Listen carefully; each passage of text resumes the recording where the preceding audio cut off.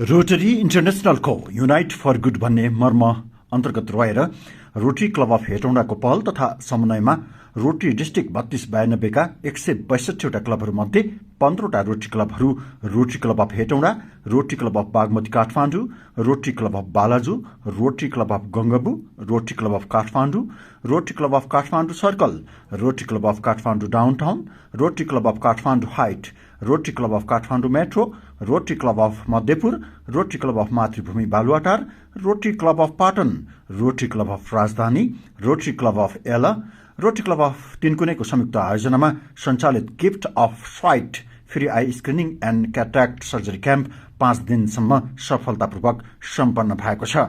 अभियानले मकवानपुरको इन्द्र सरोवर क्षेत्रका स्थानीयलाई निशुल्क तथा गुणस्तरीय आँखा सेवा समेत उपलब्ध गराएको छ।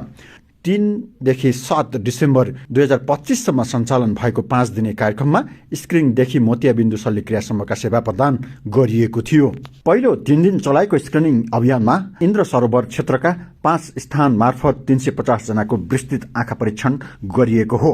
परीक्षणका क्रममा 67 जनामा मोतियाबिन्दुको समस्या पत्ता लागेको थियो, जसमा 3 जनामा दुवै आँखामा गम्भीर समस्या रहेको बताइएको छ।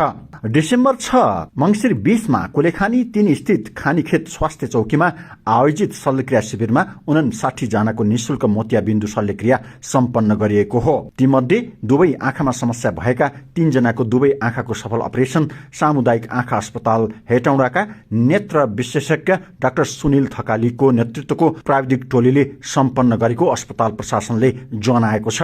शिविरले इन्द्र सरोवर गाउँपालिकाका वृद्ध वृद्धाले विशेष प्रतिफल पाएको देखिन्छ। भालुखर्क 2 का 89 वर्षीय सानुकान्छा स्याङतान, जो दुवै आँखामा मोतियाबिन्दुका कारण 2 वर्षदेखि हिँडुल गर्न समेत असमर्थ थिए, सफल शल्यक्रियापछि निकै उत्साहित देखिए। आँखा देख्न छोडिसकेको थिए, अहिले फेरि जीवन फर्किए जस्तै भएको छ उनले भने। अभियान अन्तर्गत शल्यक्रिया गरिएका सबै बिरामीको डिसेम्बर 7 मंसिर 21 मा आई ओपनिङ डे मनाउँदै पुनः स्वास्थ्य परीक्षण गरिएको तथा आवश्यक परामर्श प्रदान गरिएको सामुदायिक आँखा अस्पतालका प्रशासकीय अधिकृत सुधीर श्रेष्ठले बताए।